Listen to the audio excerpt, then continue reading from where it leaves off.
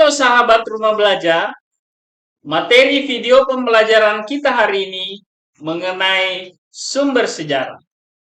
Hal yang akan kita pelajari hari ini, yang pertama, pengertian sumber sejarah. Yang kedua, jenis-jenis sumber sejarah. Dan yang ketiga, fungsi sumber sejarah. Apakah yang dimaksud dengan sumber sejarah?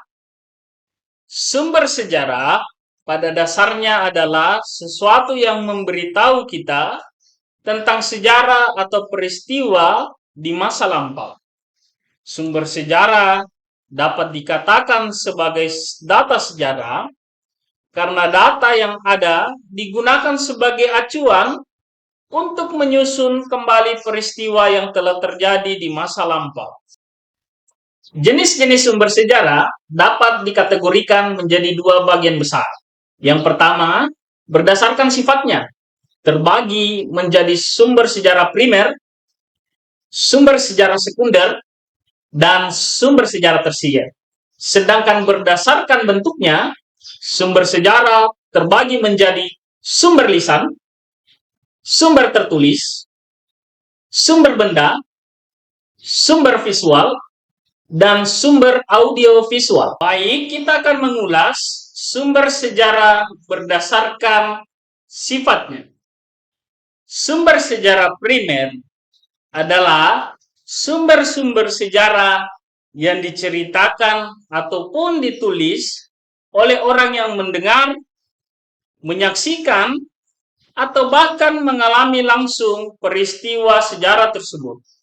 Contoh dari sumber sejarah primer yaitu naskah perjanjian, candi, bangunan bersejarah, prasasti, piagam, pelaku sejarah, saksi sejarah, artefak, dan fosil. Berbeda dengan sumber-sumber sejarah primer, sumber sejarah sekunder ini tidak menyaksikan atau mengalami peristiwa secara langsung, peristiwa sejarah tersebut. Melainkan hanya mendengar dari pihak lain mengenai kejadian sejarah tersebut. Atau meneliti dari sumber-sumber sejarah primer.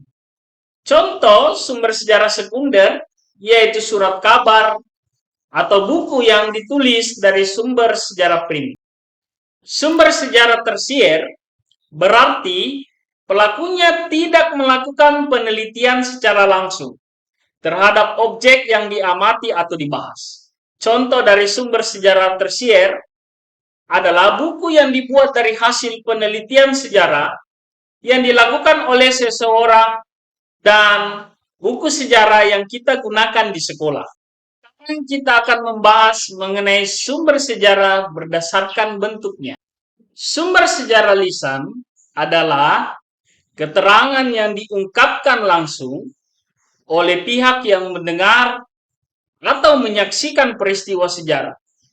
Metode yang digunakan untuk mendapatkan keterangan sejarah dari sumber sejarah lisan ini adalah dengan melakukan wawancara dan diskusi dengan pihak-pihak yang memiliki pengetahuan mengenai suatu fenomena sejarah yang ingin diteliti. Sumber tertulis merupakan peninggalan sejarah yang berbentuk tulisan dan dapat dijadikan sebagai sumber informasi untuk mengungkap peristiwa sejarah. Contoh sumber tertulis yaitu dokumen negara, prasasti, surat menyurat, notulensi rapat, atau penelitian, surat kabar, catatan pribadi, dan tentu masih banyak lagi contoh-contoh lain. Sumber benda ini adalah sumber-sumber sejarah yang berasal dari peninggalan-peninggalan berupa benda. Sumber ini dikenal juga dengan sebutan sumber korporal atau sumber yang nyata dapat dilihat dan ada bentuknya. Contoh sumber benda yaitu prasasti, candi, bangunan bersejarah, atau alat peperangan kuno, perhiasan, dan contoh lainnya. Sumber visual adalah sumber-sumber sejarah yang dapat dilihat oleh orang lain. Berbeda dengan sumber tertulis yang memberikan contoh berupa dokumen, sumber sejarah visual berupa gambar atau lukisan. Contoh dari sumber sejarah visual ini adalah lukisan gua yang diperkirakan berusia 40.000 sampai 50.000, 2.000 tahun atau bisa dikategorikan pada masa praaksara. Sumber audiovisual menjadi salah satu sumber yang sangat penting dalam memahami sejarah karena merupakan bukti otentik di mana kita bisa melihat secara langsung bagaimana kejadian saat itu terjadi. Sumber sejarah ini muncul ketika manusia sudah menemukan teknologi rekaman film dan juga teknologi untuk merekam suara. Contoh dari sumber audiovisual adalah film dokumenter G30. Sumber sejarah berfungsi sebagai dasar guna mengidentifikasi atau melakukan penelitian terhadap sebuah peristiwa bersejarah yang terjadi di masa lampau. Tanpa adanya sumber sejarah, penelitian sejarah tidak bisa dianggap valid.